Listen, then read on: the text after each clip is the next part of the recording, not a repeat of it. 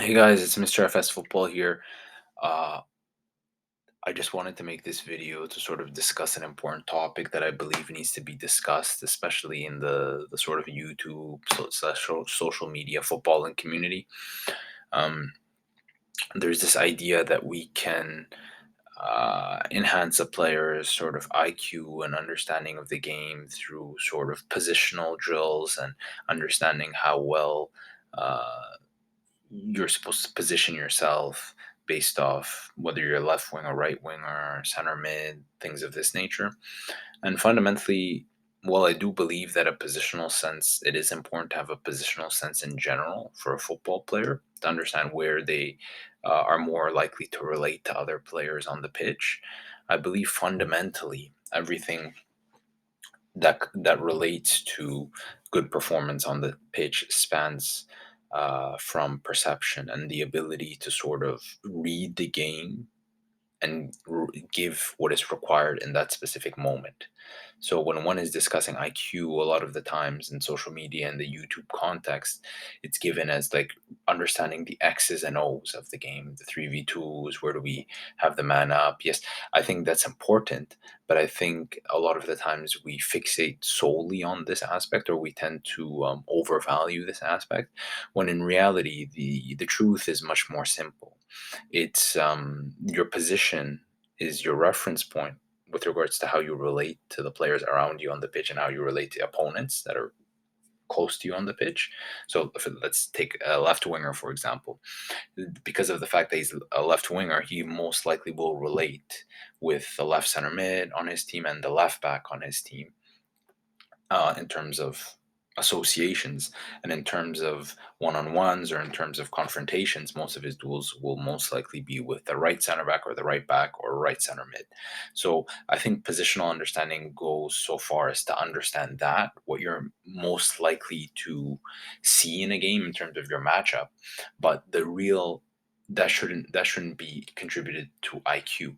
What IQ truly is to scan, to have above average spatial awareness, and to understand what exactly is happening around me in this moment before you receive the ball and after you receive the ball, and to make the required action based off the stimulus that was received. So I think when we need to have a complete paradigm shift in the way that we analyze IQ, and I think in the way that I believe that players are trained as well too.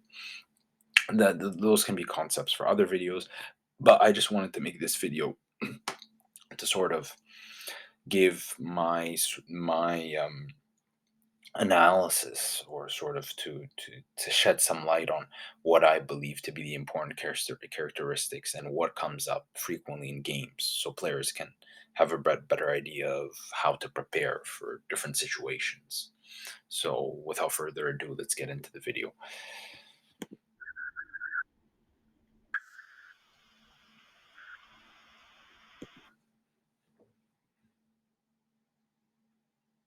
Okay, we can see here throw in, very common situation. Everybody's marked up here. Associations one on one, cross. And the most important thing is kind of what I would find even from a throw in situation. The most important thing would probably most likely be this space right here. That space. Just draw. Most likely here or here or here. Those are the most likely places for the second ball to land. And so it becomes important. If you're the defending team, or even if you're the offensive team, to be first to balls in here. So yeah, let's keep the clip going.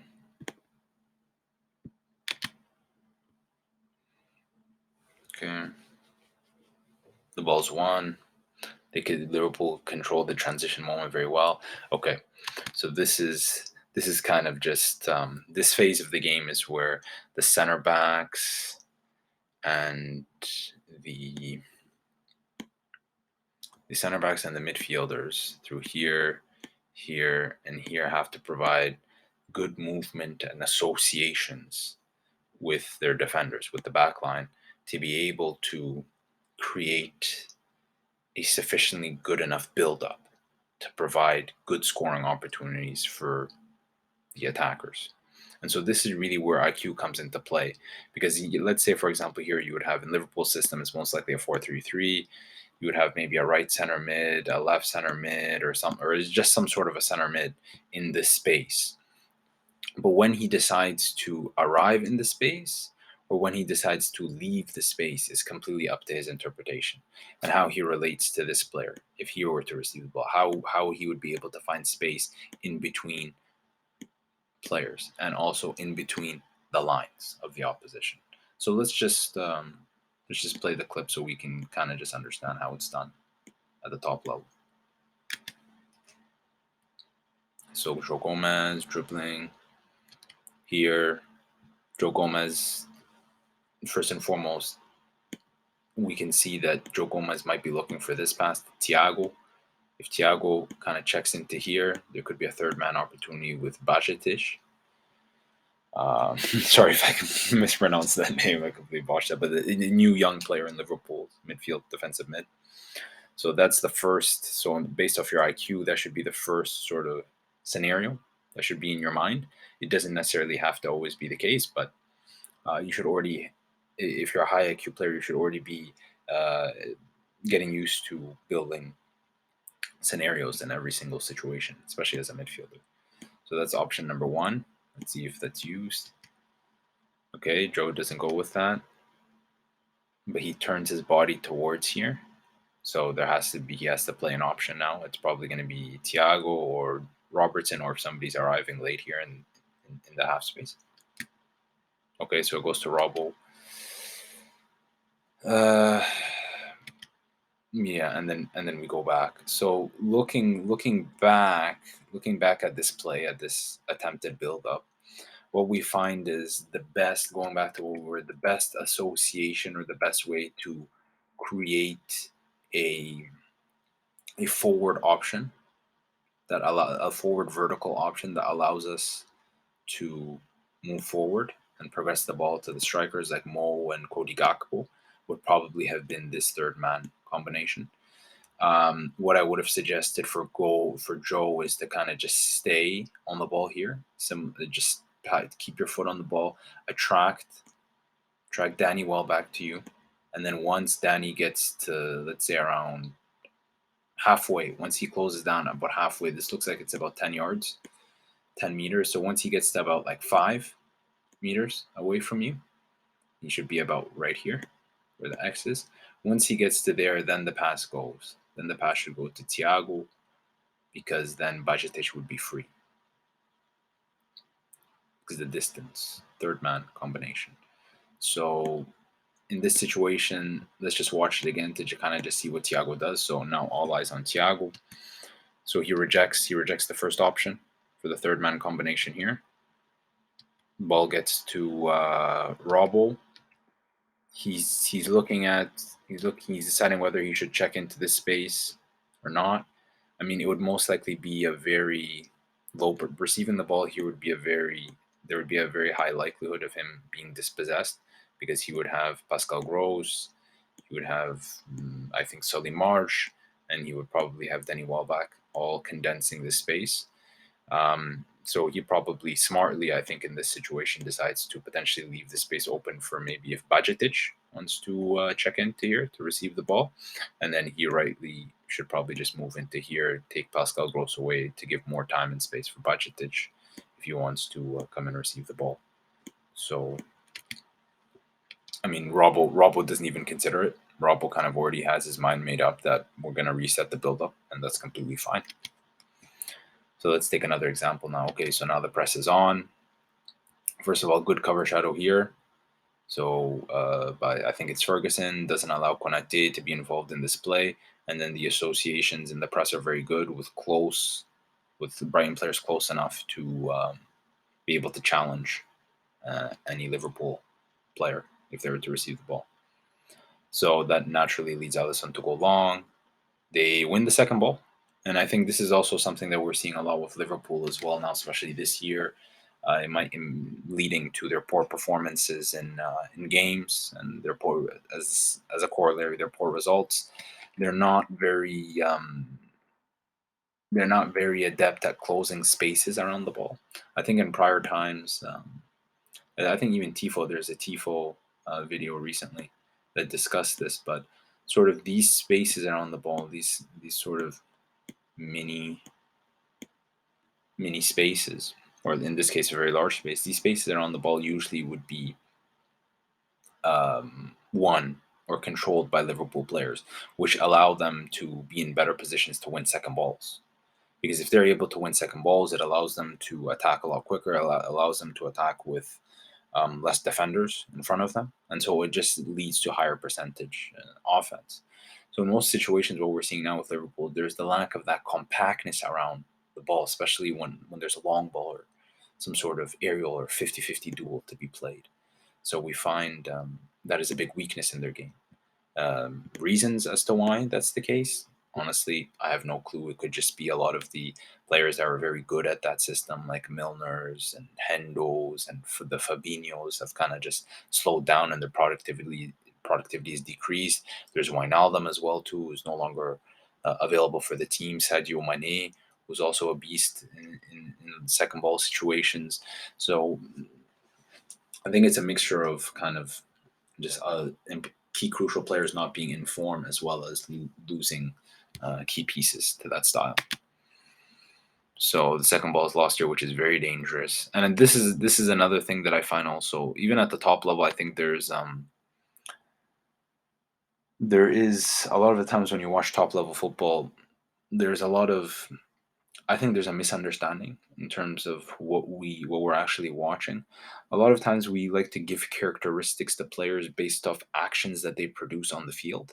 So sort of like if a player likes to play a lot of backwards passes to their center back or likes to play a lot of sideways passes, we view this player as sort of just like not important or a safe player. And the only thing that I would add to that is that it's not that that's necessarily a bad assessment of the situation. I mean, but it's looking simply at the result or the final action of a player. I believe is not a good judge of how good the player is. I believe fundamentally it's a question of processes. What is the player's procedure or process that he uses before receiving the ball? And is there consistency in that process? And is there longevity in that process? In terms of has he been doing it for a long time? Is this something new, or is this something that he's been doing since he was U8, U9, or U14, or whatever the case is here? And I think scanning is one of those things that's definitely up there as one of the most important procedural aspects for any player before they make a decision. And if we look at here the situation of McAllister, who is a player that's greatly informed, was receiving a lot of praise because of his performances at the World Cup. We find that as the ball is traveling here, I want you to let me just go back to it a little bit, and let me just probably maybe do it in like slower motion, so you can get a better understanding of the situation. I want you to just watch McAllister in this situation. So here, he's making sure he's close enough to Bajcetic to force the long ball. He's successful. Okay, now here he's very clever because he already starts breaking as the ball is traveling in the air, so he knows he's gonna get there before Bajcetic for any second balls. There isn't any right now. He's okay, no problem. But here, you notice as the ball's traveling here, there's no scan. He doesn't scan into this direction. He doesn't scan here. He doesn't scan. No. It's almost as if as the ball's traveling, he's already made the decision that if it comes to me, I'm just gonna play what I see, the safest option, essentially. And I think this is a problem that we see even at the professional level, and that kind of limits and stifles creativity at the top level. And I believe that to be a real issue. I believe that there's a problem in the way that we assess it as well too, because we as pundits or players or just people watching externally just view that as the player decided to take the safe option. No, it isn't that. It's more nuanced than that. He didn't scan to see the better option of Mitoma. He decided upon seeing the first option. He decided that he's just going to take the first option that he sees. He settled for the safer option. But that doesn't necessarily mean that he is a safe player. It basically means that he only saw one option and he just decided to use the only alternative that he saw fit for that situation. But if he were to scan here and know and understand that he already knows that Bajcetic won't get close enough if he turns or if he even plays a one-touch pass here to Mitoma in the half space. He knows if he were to know that Mitoma were free here, and he subsequently still decided to pass back to the center back, then I would consider that to be a safe option, a safe player, a player with a safe option personality. He always selects the safest option, but he didn't. So he doesn't know. He doesn't know that Matoma's in the free space. So we cannot ascribe this personality of being safe to this player or even just in this situation. So that's why a lot of the times it isn't necessarily very. I think that that's a good example that highlights that it isn't necessarily about how what the final decision that the player makes or the final action that the player makes is reflective of his personality or his style on the pitch. It's more a question of his process.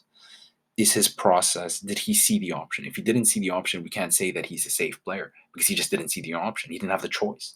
To be a safe player requires a choice between a safe option, a risky option, or sort of a medium risk option. And most of the time, what we find with players that actually have safe personality traits when they play, especially midfielders, is that they tend to take the low risk or the medium risk option at a high probability. There is a high probability that they will take those options. That makes them safe players. But if the player doesn't see the option, and he only really has one alternative, there's no probability it's 100% that he's going to play the safer pass or wherever he sees fit. So I just wanted to distinguish the nuance between those two things. So yeah, you can see here if we continue, there's no scan. He doesn't turn his head to the right, so he goes back. No problem. He could have played realistically what would have been the high risk and probably not even a high risk, but just like a higher percentage. Is he kind of opens up his body and he kind of, or he could just lays it, hoops it with his left foot, like a one touch layoff type of thing to Mitoma. Right? That probably would have been his best option. Okay, let's go through one more situation that I found.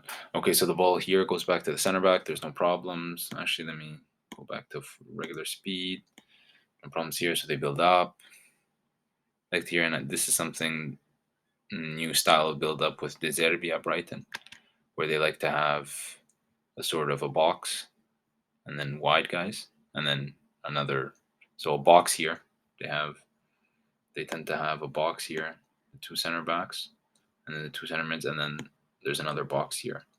So the associations are like this, right? With the center mids being the focal points between both boxes.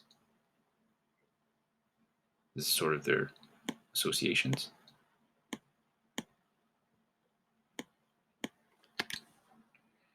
So here we have center back. I think it's Dunk playing no rush, inviting the press. Cody Gakpo's gone now, and then obviously the natural association in a De Zerbi system is when one goes to press, it's a third man combination. There, boom, boom. So it's a lot of wall passing. This is a feature of his system. A lot of wall passes to free the pressure, attracting pressure, and then freeing the pressure with wall passes. And third man runs. He doesn't decide to use it in this case. Keeper allows reorganization of the system. Doesn't see an option, decides to go long, no problems. Great touch by Mitoma, great in 1v1 situations. Good recovery by Trent.